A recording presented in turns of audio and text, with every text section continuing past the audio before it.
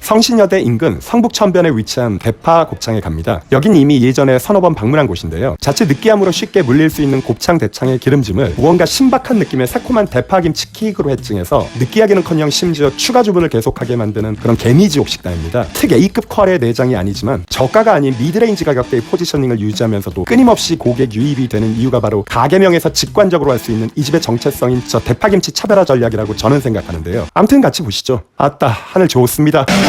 이때가 시간이 아마 오후 5시 반쯤이었던 것 같은데요. 성북천길 산책하다 보면 이 집 곱창 구워지는 냄새가 장렬해서 식사 시간대에 이 근처 걷는 사람들이 심히 유혹에 빠지게 만듭니다. 자, 들어가시죠. 풍광 좋은 테라스가에 앉았습니다. 이 집의 또 다른 차별화 포인트죠. 끝내주는 성북천 전경. 선선한 가을바람 살랑살랑 불어오는 게 딱 좋습니다. 한가위 실감납니다. 조미미와 코아코도 앞발을 바라보며 행복에 겨운 표정을 마구 뿜어냅니다.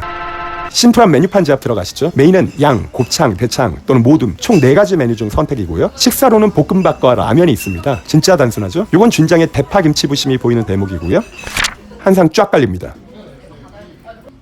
천엽이 눈에 들어오고요. 그리고는 이 집의 시그니처 대파김치죠. 사실 딴 거 필요 없습니다. 이게 다입니다. 공복 소주 한잔 해야죠. 주방에서 초벌된 곱창 2인분, 대창 2인분 세팅됐습니다. 염통이 조금 있고 그리고 감자, 떡, 버섯사리가 보이고요. 대파김치는 수시로 계속 올려서 같이 굽습니다. 근데 그러고 보니 내장을 먹으러 온 건지 대파를 먹으러 온 건지 잘 모르겠네요. 지글지글지글 소리 좋습니다. 다 거주시니 기다리면 됩니다. 살짝 익어서 뻘건기 가셔진 염통부터 질겨지기 전에 먼저 먹어줍니다. 그 와중에 서비스 삼지탕이 보글보글보글 요란하게 굉음을 내며 서빙됩니다. 딱 깔끔한 맛의 해장탕입니다. 요런 거 좋죠, 술국으로. 지글지글 예쁘게 잘 거지고 있습니다. 종소리가 들립니다. 곱창이 잘 구워졌다고 타기 전에 얼른 먹으라고 근처 도남성당에서 종을 쳐주고 있습니다. 이런 코워크 아주 좋죠. 서로 돕고 살아야죠. 콜라보레이션을 통한 끊임없는 상호작용만이 초연결된 세계 안에서 입자화될 수 있는 유일한 방법입니다. 자, 이제 먹어야죠. 고소해. 이게 대체 얼마만의 대창인지. 마구 먹고 마구 마시고 사장님께서 한쪽에 피자 치즈를 조금 녹여주십니다. 잘 녹여서 질질 흐르는 치즈에 대창 찍어서 먹으면 그게 바로 대창 퐁듀가 되는 겁니다. 들어는 보셨습니까? 대창 퐁듀? 아니, 대퐁이라고? 그만하세요! 치즈도 그렇고 대창도 그렇고 둘 다 기름이 너무 많아서 잘 붙지가 않습니다. 강대강. 좀 괴식이긴 하죠.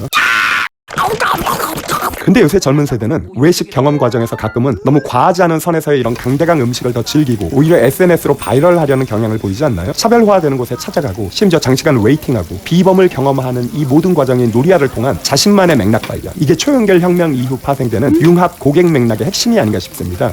진정해. 여기 사장님 메뉴판에 유료도 아니고 무료 치즈 서비스라고 과감하게 써놨거든요. 위에서 언급한 놀이 맥락 측면을 본인도 모르는 사이에 이미 충분히 인식하고 장려하고 있는 겁니다. 이 정도면 훌륭한 마케팅이죠. 아니 근데 코하고 저 물수건 젓가락질 저건 또 뭡니까 대체? 너 지금 불에 안 튀려고 그거 하는 거야? 오마이갓. 대파김치는 알아서 서버분이 계속 리필해 주시고요. 꽤 먹은 건데 계속 많은 양의 대파김치 추가로 올려서 같이 구워서 먹다 보니 어째 먹어도 줄지가 않는 느낌입니다. 잘 구워진 대창들 온팡지게 앞에다 모아놓고 펜타킬 흡입갑니다. 한 잔 찌끄리고 요 알싸한 마늘간장 소스도 꽤 맛있습니다. 남은 것들 접시로 옮겨 담고 기다리던 볶음밥 타임 왔습니다. 쉥일 먹은 게 별로 없어서 탄수화물이 사실 꽤 땡겼었거든요. 잠시 감상하시죠.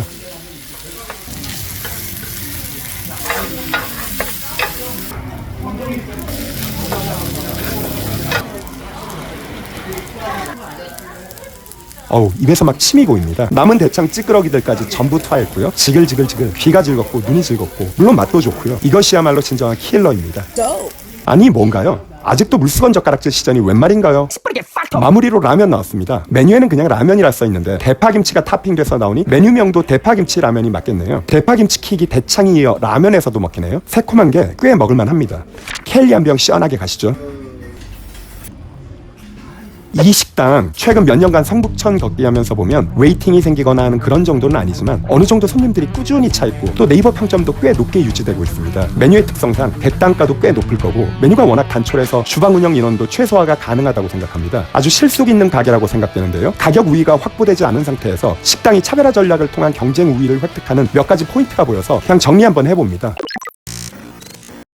대파 곱창이라는 상호와 정체성 음식인 대파 김치와의 브랜딩 일관성을 통해 해당 세그멘테이션 고객 소통의 효율성을 높였고요. 대파 김치라는 잘 기획된 고안 사이드 음식의 페어링으로 메인 음식인 소내장 음식의 단점을 해소시키고 원가율 인하 측면에서도 완전 하드 캐리 중이라고 보입니다. 또한 성북천 바로 옆에 위치한 천혜의 위치 환경이 포텐셜 경쟁자들에게 충분한 진입 장벽이 될 수 있다고 보이고요. 무료 치즈 서비스 등 사장님의 젊은 세대 또는 신규 유입 고객들에 대한 맥락 이해도가 상당히 높다고 생각되고 현재 운영 중인 심플한 메뉴 기획이 효율적이고 저비용적 주방 운영에 큰 도움이 되리라 사료됩니다. 최고의 맛집이라기보다는 강한 구조의 식당이라는 어떻게 보면 고객의 시야가 아닌 좀 더 매장 운영자 측면의 시야로 두서없이 이거저거 써봤습니다. 오늘도 잘 먹고 갑니다. 차오.